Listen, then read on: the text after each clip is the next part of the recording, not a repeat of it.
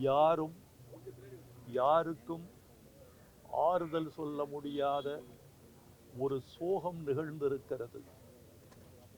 மனோஜ் என்ற இளைஞன் மறைந்திருக்கிறார். பாரதி ராஜா என்ற முதியவர் தேற்ற முடியாமல் தவிக்கிறார். ஓர் இளைஞன் மறைந்த சோகமும் ஒரு முதியவர் தேற்ற முடியாத சோகமும் இன்று நிகழ்ந்திருக்கின்றன. மனோஜ் ஒரு நல்ல கலைஞன். தன் வாழ்க்கை முழுவதும் கலை கனவுகள் கண்டு கொண்டிருந்த இளைஞன். அவரது மரணம் சற்றும் எதிர்பாராதது.